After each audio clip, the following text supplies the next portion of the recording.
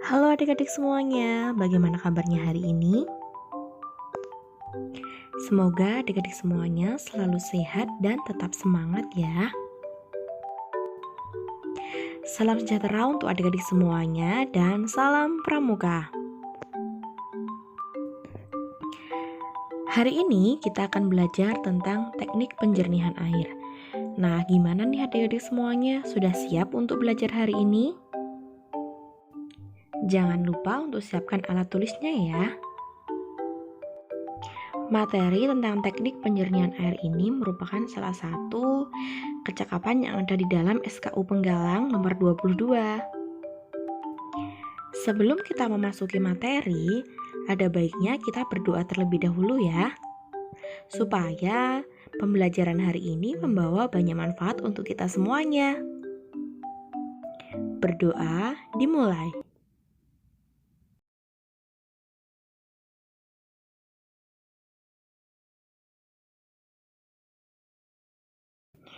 Setelah berdoa adalah pengucapan Pancasila.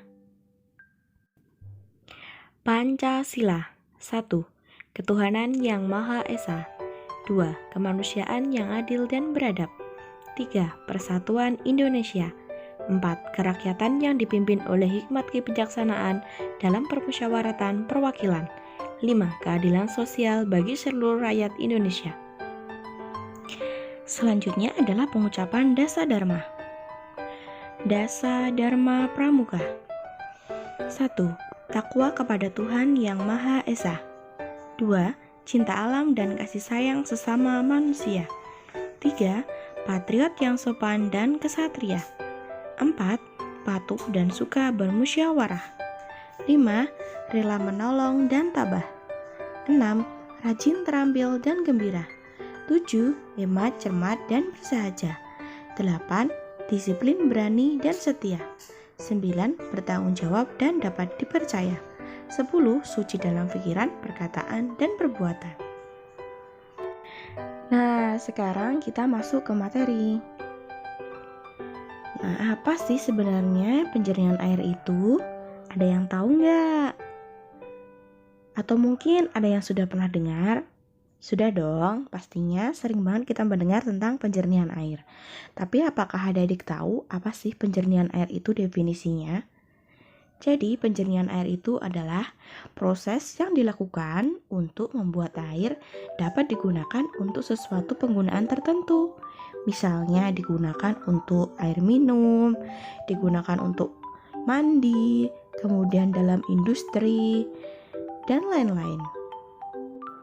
Untuk berbagai macam keperluan tersebut, kita perlu menjernihkan air dengan suatu teknik tertentu. Sehingga air yang sebelumnya itu kotor bisa kita gunakan dan kita manfaatkan. Karena nggak mungkin kan kita menggunakan air kotor untuk kehidupan sehari-hari, pasti butuh teknik penjernihan tertentu. Nah, berikut ini adalah jenis-jenis teknik penjernihan air. Yang pertama adalah penyaringan. Penyaringan adalah penjernihan air dengan menyaring air dengan menggunakan berbagai bahan, mulai dari kain, kapas, pasir, kerikil, ijo, dan atau bahan lainnya untuk mendapatkan mutu air yang lebih baik. Nah, pasti adik-adik pernah ya melihat air yang disaring dengan suatu teknik tersebut. Kemudian, yang kedua adalah teknik penjernihan air dengan cara perebusan. Nah, adik-adik pernah melihat orang tua adik-adik melakukan perebusan terhadap air? Pasti pernah ya. Perebusan ini adalah penjernihan air dengan cara dipanaskan hingga mendidih. Proses ini untuk membunuh bakteri, spora, ova, kista, dan mensterilkan air, supaya air bisa kita gunakan. Yang ketiga adalah disinfeksi kimia. Disinfeksi kimia merupakan penjernihan air dengan memanfaatkan disinfektan atau bahan kimia yang bersifat toksik atau memiliki kemampuan membunuh mikroorganisme. Selanjutnya, teknik penjernihan air menggunakan bubuk pemutih. Penjernihan air dengan menggunakan bubuk pemutih semisal tawas dan kapur gamping. Teknik penjernihan air selanjutnya adalah dengan menggunakan bubuk pemutih. Nah, penjernihan air dengan menggunakan bubuk pemutih semisal tawas dan kapur gamping. Kemudian selanjutnya teknik penjernihan air menggunakan tablet klorin. Nah, penjernihan air dengan menggunakan tablet klorin ini atau biasa kita kenal dengan kaporit ya. Biasanya ini digunakan pada kolam-kolam renang. Nah, teknik penjernihan air selanjutnya adalah teknik filter. Teknik filter ini adalah penjernihan air dengan menggunakan filter air khusus yang dibuat oleh pabrikan tertentu. Yang biasanya terdapat di pasaran adalah filter keramik lilin dan UV filter. Nah, ini sudah jadi, kita tinggal makainya karena ini sudah dibuat oleh pabrik. Nah, teknik penjernihan air selanjutnya ini adalah teknik desalinasi. Teknik desalinasi merupakan penjernihan air dengan serangkaian metode dan alat khusus yang memanfaatkan pemanasan dengan sinar matahari. Oke adik-adik, sekarang kita akan fokus ke salah satu teknik penjernihan air yang paling sederhana, yaitu penyaringan air. Penyaringan air ini adalah salah satu metode atau teknik penjernihan air yang sederhana dan memungkinkan untuk bisa kita lakukan. Kira-kira bagaimana caranya? Jadi adik-adik, penyaringan air ini bisa kita lakukan dengan berbagai macam cara ya. Cara yang pertama adalah menggunakan saringan air katun. Saringan air katun ini tekniknya adalah air keruh disaring dengan menggunakan kain katun yang bersih, bertujuan untuk membersihkan air dari kotoran dan organisme kecil yang ada di dalam air keruh. Nah, ilustrasinya ada di dalam gambar ya. Jadi kita tinggal menyiapkan kain katun, kemudian air kotor kita saring menggunakan kain katun. Kemudian dihasilkanlah air bersih. Tapi yang perlu adik-adik ketahui, air bersih yang dihasilkan ini masih belum begitu jernih, masih belum begitu steril, masih belum murni ya. Jadi kita masih membutuhkan teknik penjernihan air yang lain. Misalkan bisa kita rebus untuk bisa kita minum dan lain-lain. Cara selanjutnya adalah dengan menggunakan saringan kapas. Jadi ilustrasinya seperti yang ada di dalam gambar. Air disaring dengan kapas yang diletakkan di dasar wadah yang diberi lubang. Bertujuan untuk membersihkan air dari kotoran dan organisme kecil yang ada di dalam air keruh. Nah, cara penyaringan selanjutnya yaitu penyaringan air dengan aerasi. Apa sih aerasi itu? Aerasi merupakan proses penjernihan air dengan cara mengisikan oksigen ke dalam air.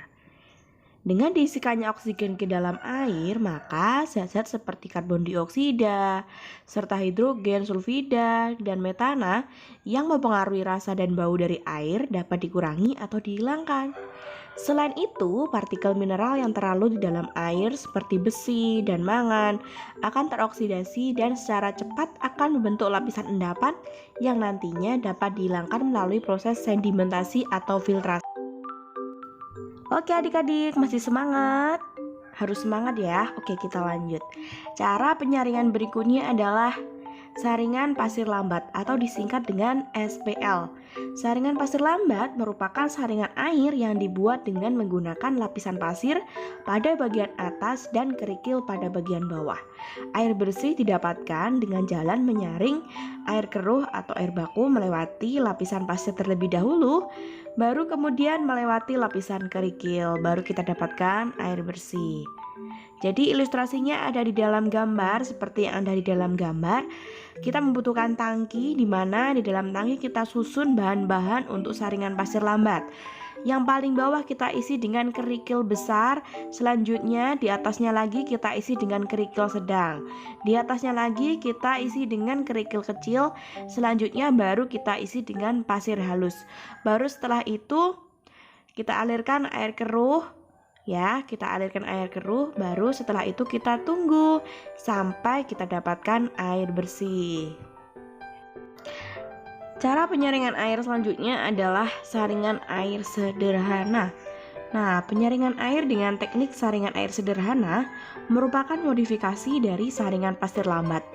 Pada saringan tradisional ini menggunakan pasir, kerikil batu, arang, sabut kelapa, ijuk, dan spon.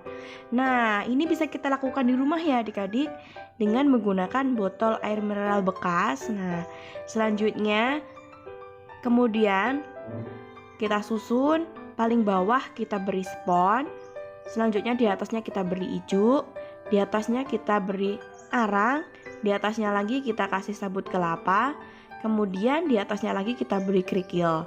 Selanjutnya air yang kotor kita alirkan melalui atas.